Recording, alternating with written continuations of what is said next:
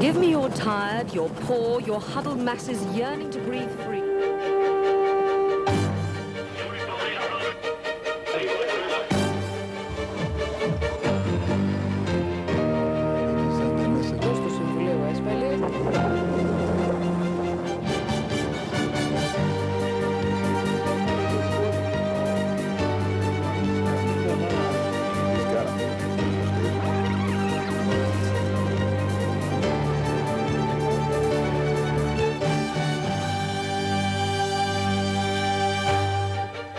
Γεια σας.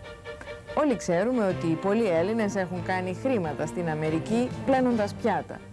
Ο άνθρωπος που θα προσεγγίσουμε σήμερα όμως έκανε μια πραγματικά τεράστια περιουσία μαζεύοντας σκουπίδια. Σκουπίδια που ο ίδιος μετέτρεψε σε πραγματικό χρυσάφι. Αρκετά σημαντικό επίτευγμα ώστε να καταλήξει στο εξώφυλλο του περιοδικού Forbes που τον Οκτώβριο 1991 περιέλαβε τον άνθρωπό μας, τον Τζον Ράγκο, ανάμεσα στους 400 πλουσιότερους Αμερικανούς, με προσωπική περιουσία $500 εκατομμύριο σχεδόν. Η ιστορία βέβαια δεν είναι τόσο απλή όσο ακούγεται. Το να μαζέψει κανείς σκουπίδια είναι σχετικά εύκολη υπόθεση. Το ερώτημα είναι τι θα τα κάνει εν συνεχεία. Πού και πώς θα τα συσσωρεύσει, έτσι ώστε να μην μολύνουν τη γη, τον αέρα και τα υπόγεια ύδατα. Και η απάντηση που έδωσε στα ερωτήματα αυτά ο Τζον Ράγκος έφερε εκατομμύρια δολάρια σε κέρδη στον ίδιο και στην εταιρεία του, την Chambers Development, τον τίτλο της καλύτερης εταιρείας για την διαχείριση του περιβάλλοντος, συχνά ξεπερνώντας ποιοτικά τις απαιτήσεις της σχετικής νομοθεσίας. Someday, if I could be remembered for something that's accomplished in a history, that we were the turning point in finding a solution for America in environmentally safe receptacles. I believe, in my opinion, that Chambers has been the guiding light to meeting the statutory requirements of government, to setting the standards of building high-tech sites, and have the best environmental record in the country. Αυτοί εδώ είναι οι σκουπιδότοποι υψηλής τεχνολογίας που κατασκευάζει ο Τζον Ράγκος και η εταιρεία του Chambers Development. Οι λεγόμενοι χώροι υγειονομικής ταφής. Χώροι κατασκευασμένοι με αυστηρές προδιαγραφές. Τεχνολογικά πολύπλοκες και δαπανηρές εγκαταστάσεις για την καλύτερη προστασία του περιβάλλοντος. Κόστος κατασκευής αναστρέμα περίπου 30 εκατομμύρια δραχμές. Όλα αρχίζουν μπροστά σε ένα κομπιούτερ όπου οι ειδικοί της εταιρείας σχεδιάζουν το χώρο διάθεσης απορριμμάτων ανάλογα με τις τοπογραφικές ιδιομορφίες της κάθε περιοχής. Στη βάση τοποθετείται ένα σύνθετο σύστημα μεμβράνης από χώμα και πλαστικό προκειμένου να εμποδίσουν τη μόλυνση του εδάφους και των υπογείων υδάτων από διάφορα υγρά που διαπερνούν το χώρο υγειονομικής ταφής και έρχονται σε επαφή με τα σκουπίδια. Αυτά τα νερά, τα λεγόμενα στραγγίδια, περισυλλέγονται, καθαρίζονται και απομακρύνονται. Όταν ένας χώρος υγειονομικής ταφής γεμίσει εντελώς από σκουπίδια, τότε σφραγίζεται με ένα μόνιμο στρώμα κάλυψης, η επιφάνεια του οποίου μπορεί να μετατραπεί για άλλες χρήσεις. Can you tell us exactly what is it that we see over there, like this grass? Sure. What you're looking at now is an old portion of the landfill. It's hard to believe, but what has been done here is that this old portion has been capped with a synthetic material. Several feet of dirt have been put on top of that. On top of the dirt has been put soil, more soil, and then as you can see, it's been reseeded with grass. So it gives it back the natural look that it once had, and you want it to blend into the landscape, so it just all it looks like is another hill. It doesn't look like a landfill. What you see next to it is an area of liner material where garbage will be placed in the future here. So what you see here is an old portion of the landfill that's been closed. You see a portion where the liner material has already been put in place, and garbage will be placed on top of that, refuse, for the future. And eventually you will turn it into a golf club? Well, there are a number of things at landfills that can be used for. Here, we haven't really formulated what the plans are going to be for its final use. We will say on an old portion of the landfill over towards this area, we do have plans to build a golf course. That is correct, a 9-hole, 3,600-yard golf course for the community. And so that's what will be done. But you can turn landfills can be used for a variety of things. Shopping malls, stadiums, a lot of things have been built on top of old landfills. So they serve a useful purpose for the community. Η ανάμειξη του Τζον Ράγκος στον τομέα διαχείρισης του περιβάλλοντος ξεκινάει τα μέσα της δεκαετίας 1950, όταν γύρισε νεαρός από τον πόλεμο της Κορέας στο Πίτσμπουργκ, τη βιομηχανική πόλη της Αμερικής, έδρα των μεγάλων χαλιβουργείων της εποχής, που γέμιζαν το τοπίο με βουνά απορριμμάτων στάχτης κόκ. Οι περισσότεροι τα έβλεπαν σαν μια μαυρίλα στο τοπίο. Ο Τζον Ράγκος τα είδε και τα μετέτρεψε σε χρήματα. You have to imagine huge mountains of waste sitting there that were coal byproduct waste. That's where we started. In looking at coal byproduct, we were able to break down the ash, the coke, and finer product where we made cinder block. We were making three products: anti-skid for winter roads, building block material, and then selling the fuel back to the mills, which was the coke. And we used floating systems and screening systems, which were some of my own technology that I had used, and that way we built our financial base to move ahead. And as we experienced more and more work with the utility companies and the steel business on how necessary ecology was going to be for the future, I set the basis to really build the fine environmental company with the best environmental record in the United States that we have today. We pioneered in using these products where we made useful product instead of building unsightly mountains. We pioneered in the use of making a product out of mega millions of tons. And there's where we build our financial base. What was looked at as a waste product, I converted into cash flow.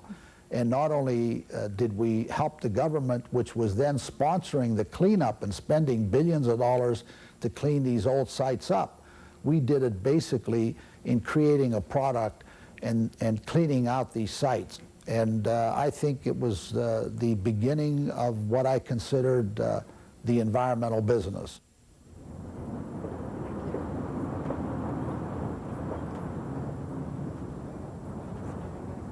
Αυτό το ποτάμι ήταν σαν μαύρο, γιατί όλα τα καταστήματα εχύνανε πράγματα εκεί που ήταν απόπλητα. Και έχει καθαριστεί, που είναι θαύμα τούτο το μέρος εδώ στο Pittsburgh, που είναι από τις πιο ωραίες πολιτείες του κόσμου τώρα, και ήταν πριν τα ποτάμια μαύρα, ο αέρας ήταν και μαύρος, ήθελε δύο ποκάμισα να έχεις, γιατί από χρόνια, 40 χρόνια που περάσανε, έχει καθαριστεί ο αέρας τόσο πολύ που δεν μπορείς να μυρίσεις τον αέρα, ήταν τόσο χαλασμένος. Πώς τα καταφέρανε και καθαρίσανε αυτό τον ουρανό, τα ποτάμια που μου λέτε? Η κυβέρνηση με τις business και τα καταστήματα καθίσανε κάτω και είπανε τέλειος πρέπει να καθαριστεί η πόλη μας. Και το Pittsburgh έκανε το θαύμα που έχει γίνει τούτη η ωραία πολιτεία, που έχουν καθαρίσει όχι μόνο το νερό, τον αέρα και η γης. Οι πιο σοβαροί νόμους που υπάρχουν στον κόσμο είναι εδώ στη Πενσιλβάνια. Και από εκεί που δουλεύαμε χρόνια στα καταστήματα να καθαρίσουμε τις δουλειές, μάθαμε πώς να γίνει η οικολογία. Όπως είδατε, ο Τζον Ράγκος μιλάει άνετα ελληνικά, παρόλο που ο ίδιος δεν έχει γεννηθεί στην Ελλάδα. Οι δεσμοί του με την Ελλάδα, όμως, και η αγάπη του για τη χώρα από την οποία προέρχονται οι γονείς του είναι μεγάλη. Το 1991 η αγάπη αυτή πήρε τη συγκεκριμένη μορφή μιας εκτεταμένης έρευνας για τη διαχείριση απορριμμάτων στην Ελλάδα. Ένα πραγματικά μεγάλο εθνικό πρόγραμμα για την Ελλάδα που ετοίμασε η εταιρεία του Τζον Ράγκος εντελώς δωρεάν. Σου λέγω πως η καρδιά μου λυπάται που βλέπει πως η όμορφη Ελλάδα με όλα τα αρχαία πράγματα που έχουμε δώσει του κόσμου, πως δεν εμάθαμε για την οικολογία, πώς να τη κάνουμε όπως πρέπει. Και πήγα να δω τον κύριο Μητσοτάκη και γλίγορα του είπα πως για δώρο της Ελλάδας θα κάνουμε ένα πρόγραμμα. Του είπα θα είμαι πίσω σε ένα χρόνο. Σε ένα χρόνο ήρθα πίσω με το πρόγραμμα που βλέπετε εδώ, που είναι της Ελλάδας Master Plan. Για ολόκληρη την Ελλάδα. Μάλιστα. Ο κύριος Μητσοτάκης λυπάται για την χώρα του και προσπαθεί, για το περιβάλλον, μάλιστα, ναι. και προσπαθεί για την οικολογία, αλλά όπως είναι όλα τα κόμματα του κόσμου, έχουμε στην Αμερική που το λέμε gridlock, Γραφειοκρατία. μάλιστα, πιστεύω και η Ελλάδα έχει το gridlock της. Μάλιστα. Πιστεύω πως τα πολιτικά τους που δεν τα ξέρω και δεν είμαι από το πολιτικό κόμμα ή σε καμιά εντύπωση έχω για τα ελληνικά πολιτικά, αλλά βλέπω έναν άνθρωπο που τον μέλει και ο κύριος Μητσοτάκης πιστεύω πως έχει πίστη πως η οικολογία της Ελλάδας θα έχει success. Επιτυχία. Μάλιστα, επιτυχία. Εσείς από τη δική σας την άποψη του ειδικού, τι πιστεύετε ότι είναι τα μεγαλύτερα προβλήματα, τα οικολογικά της Ελλάδας αυτή τη στιγμή? Πιστεύω πως είναι σε διάφορα μέρη. Στον αέρα, στο νερό και στην υγεία. Έχω πίστη πως τα προβλήματα που είδαμε δεν καταλαβαίνει ο κόσμος την καταστροφή που θα κάνει στο νερό τους. Εννοείται το νερό της θάλασσας? Νερό της θάλασσας και το νερό που πίνουν. Και το νερό που πίνουν. Μόλυνση? Σε πολλά μέρη της Ελλάδας έχει προβλήματα. Και δεν το λέγω από πώς το λένε, criticism. Για να κάνω κριτική.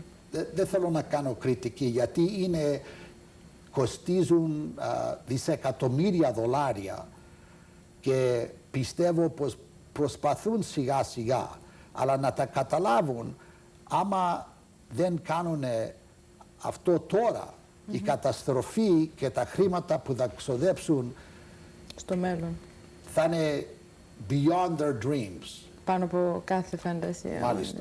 Και πιστεύω πως ο κύριος Μητσοτάκης τα καταλαβαίνει και προσπαθάει και εύχομαι η κυβέρνηση να πάνε μαζί, γιατί ο ήλιος και η θάλασσα είναι πάνω για την Ελλάδα.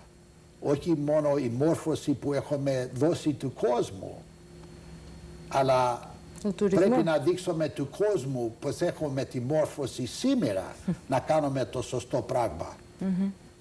Και αυτό πιστεύετε θα έχει επιπτώσει και στον τουρισμό, έτσι δεν είναι? Μάλιστα. Η μεγαλύτερη βιομηχανία της Ελλάδας. Μάλιστα. Ο τουρισμός έχει γίνει μεγάλη business στον κόσμο. Είναι μεγάλη στην Ελλάδα. Εύχομαι, γιατί όλος ο κόσμος τώρα προσπαθάει να πάρει αυτό το τουρισμό, να μην χάσουμε αυτό που έρχεται και βλέπει με θαύμα τα αρχαία ελληνικά και τι έχουμε κάνει στον κόσμο, που η Αμερική είναι το παιδί μας. Η δημοκρατία εγέννησε την Αμερική και η δημοκρατία ήταν της Ελλάδος. Η Αμερική είναι το παιδί της. Καμιά φορά τα παιδιά μαθαίνουν γράμματα στους γονείς, δεν λένε? Μάλιστα. Μάλιστα. Κύριε Ράγκο, γιατί το κάνετε αυτό για την Ελλάδα? Σαν επιχειρηματίας το βλέπετε, θα βγάλετε λεφτά, ας το πούμε έτσι? Δεν πήγαμε εμείς για λεφτά. Ήταν στην καρδιά μου πως οι ρίζες μας είναι ελληνικές. Η Ελλάδα για μένα δεν ήταν το όνειρό μου να πάω να κάνω χρήματα στην Ελλάδα. Το όνειρό μου ήταν να δω την Ελλάδα να καθαριστεί, που έχω πάει ήδη χρόνια στην Ελλάδα και έχω πάει πολλές φορές και λυπάμαι που βλέπω το νερό, η θάλασσα, ο αέρας και η γη να γίνει σε τέτοιο κατάσταση. So, πρέπει να πω την αλήθεια, όπως είπα πριν, ο Μητσοτάκης προσπαθάει. Πρέπει να βοηθήσουν όλοι στις πολιτείες και είναι πολιτικά αυτά. Και ο καθένας πρέπει να κάνει το πρόγραμμα τους. Αλλά πρέπει να μοβάρει αυτό το πρόγραμμα να προχωρήσει.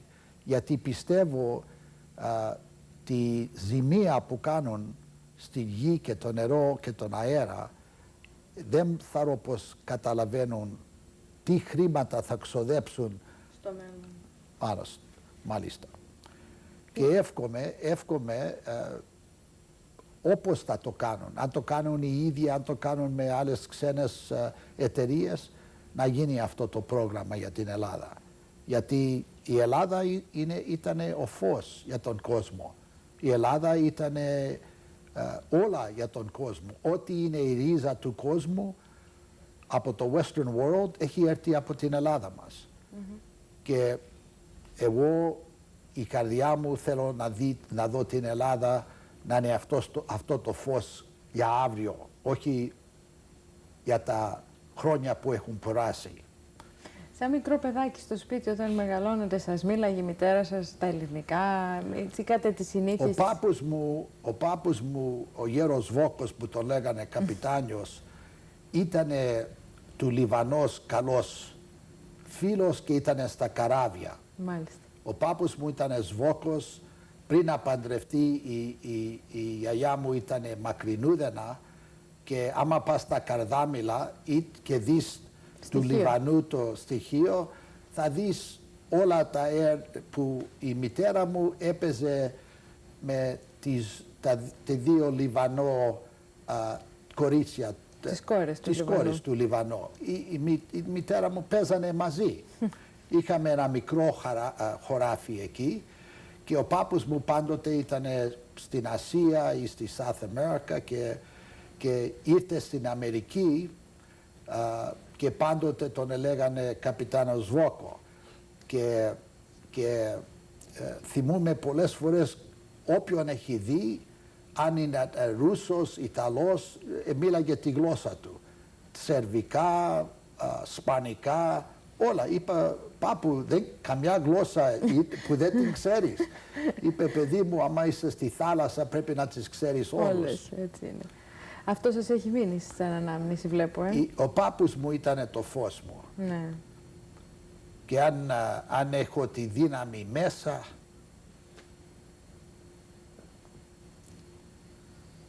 είναι από εκείνο. Είναι πολύ συγκινητικό να τον θυμάστε με τόση αγάπη, κύριε Ράγκο. Μάλιστα. Πολύ. Πρέπει να ήταν σπουδαίος άνθρωπος. Ήτανε σίδερο, αλλά καλός, με καλή ψυχή.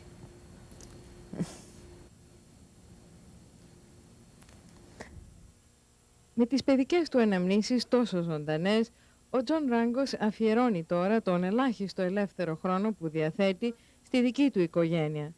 Τους δυο γιους του, την κόρη του και τα εγγόνια του, που ο ίδιος λέει ότι μοιράζονται το πάθος του για την οικολογία. Για τον Τζον Ράγκος πάντως, φροντίδα για το περιβάλλον δεν σημαίνει μόνο οικολογία. Οι φιλανθρωπικές του δραστηριότητες, και είναι πολλές, δείχνουν ένα άλλο ενδιαφέρον για το περιβάλλον, για την υγεία και τη μάθηση της νεότερης γενιάς. Με δωρεά του $3 εκατομμυρίων, το νοσοκομείο παιδών του Πίτσμπουργκ μπόρεσε να ιδρύσει αυτό το ερευνητικό κέντρο αιχμής, αφιερωμένο κατά κύριο λόγο στην έρευνα παιδικών ασθενειών και άλλων νόσων όπως ο καρκίνος και το AIDS. Mr. Rangos, by providing the facilities, made Pittsburgh an attractive enough of a research center to attract people like me and others within the pediatrics department. The building has facilities for basically all the state-of-the-art types of equipment needed to do state-of-the-art type research. And so that, having this facility here and being able to interact with other researchers both on the main campus and at the university really makes us puts us in a good situation and makes us very competitive with other researchers around the world. This means that Children's Hospital in Pittsburgh, for 100 miles around here, a destitute child will not be turned away. Can you imagine what that does for that child, knowing that they care about him? Does that make the difference in becoming a useful citizen? I think it does. I think changing that kid's mind from saying somebody does care, that somebody doesn't care, can make the difference of a productive life or possibly a destructive life.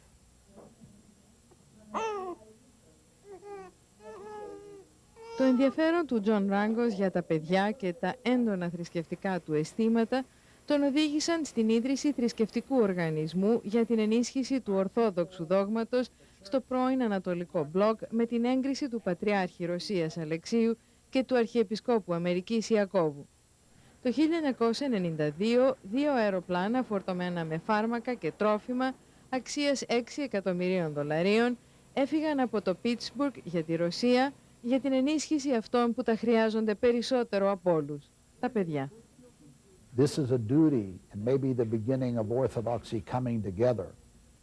We cannot respond by our brethren and sisters there in probably the greatest economic plight that orthodoxy's been in and under in the history of our church.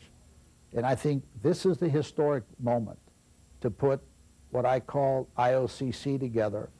There's been problems with orthodoxy in the area of need all over this planet. So I thought, what better time than now to go ahead and bring orthodoxy together in all the jurisdictions, the Antiochians, the Serbian, the Russian.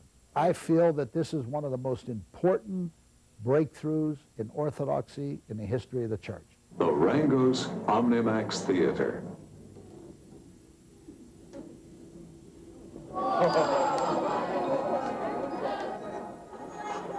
Δεν υπάρχει αμφιβολία πάντως ότι οι επιστήμες εξάπτουν περισσότερο από κάθε τι τη φαντασία αλλά και τη γενεοδορία του Τζον Ράγκος.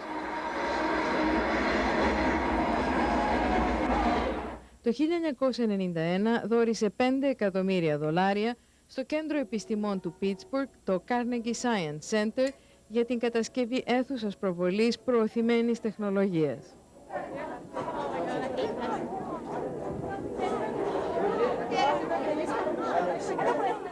It was the single largest gift to the campaign for the fundraising for the Science Center, and it helped establish really the premier part of our institution. The Rangos Omnimax Theater is an attraction for so many individuals. Hundreds of thousands of people have come to visit our theater, children and adults, and it is an experience that everyone in the Pittsburgh region is enjoying so much. And it is an extremely educational experience as well. It provides opportunities for people to do things and learn things that they would not be able to do in other avenues of life or other kinds of experiences. Only 300 people have ever seen it as a whole, a planet in space. Is the center really offering, would you say, children a chance to be exposed to science or scientific achievements? The purpose of the Science Center as a whole, and certainly of the theater in particular, is to get people interested in, acquainted with, and excited about what's happening in their world and the world of science and how that affects their everyday lives in a way that really makes an impact on how they think about their lives and what they're going to be doing maybe in the future.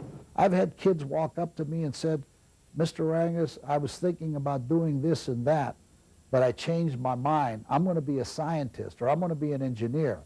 That's my pay. Science is important for you. Science, I think, is whether this planet will survive. First of all, the technology that it makes in new jobs, in ways of solving hardships for humanity, both in medical and other technology, and whether we're going to be able, as this huge humanity grows, that we find methodology to serve it. And science is going to do that. Now, do we have the implementation and the will to take what we learn from science to put into deeds by actually managing our planet in managing our economy, in managing our ecology. Those things have to be the will of the people. And hopefully with some of the things in a small way that I've done, that it's a help going in that direction. Το καμάρι στη μικρή οικολογική αυτοκρατορία του Τζον Ράγκος είναι ο χώρος υγειονομικής ταφής στο Charles City στη Βιρτζίνια, που θεωρείται υπόδειγμα στις Ηνωμένες Πολιτείες. Η Chambers συνεργάστηκε στενά με τους κατοίκους και τους πολιτικούς της περιοχής, άκουσε τις ανησυχίες τους και ανταποκρίθηκε. Από τα έσοδα αυτού του υψηλής τεχνολογίας σκουπιδότοπου, το Charles City έκτισε αυτό το σχολείο και ονόμασε ένα δρόμο προς τιμήν της εταιρείας Chambers. The road leading to it is to be known officially as Chambers Road. Thank you again. This is the most environmentally sound landfill in the whole United States. They were years ahead of anybody else as far as the regulations and as far as what we mandated. What we did to give us a comfort level with the landfill is that we included some of the things in our contract with Chambers that went far above and beyond what the state mandated to be able to have us comfortable with Chambers coming in here. And we feel it has worked out for Chambers. They, I'm sure, have been able to make some money off of this deal. The county has been able to solve something that was a very negative issue as far as disposal of waste. We have free waste disposal for the citizens here in the county through Chambers. So we've turned a negative around into a very positive thing, and we feel that Chambers has profited from it, and certainly the county has profited from it. It used to be said that there's no way you can do good business and good environmental practices at the same time, that it's incompatible. Is it compatible? Yes, it is, because Chambers shows and is the living example that it can work. And I think that we're the example that shows that it can be done, and it will be done. And I think the American people will not tolerate bad programs or companies that want to just reap the profit and not really do the right thing by the people.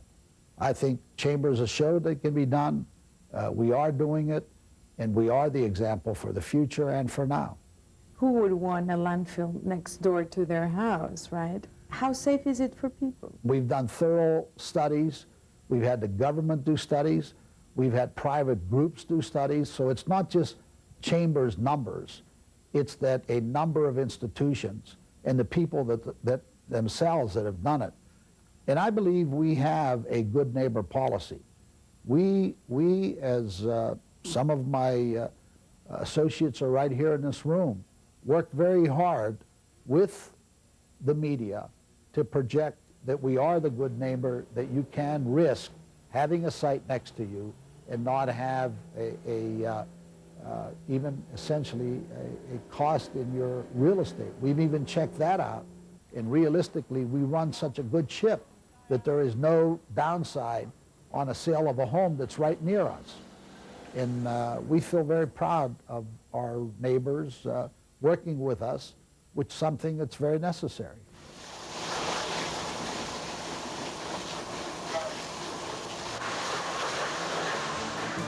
Alexandra, I think there's a lot of statistics that show that this planet could be dying within 30 years if we do not invest for our children. We must invest in our planet. We must invest in our nation.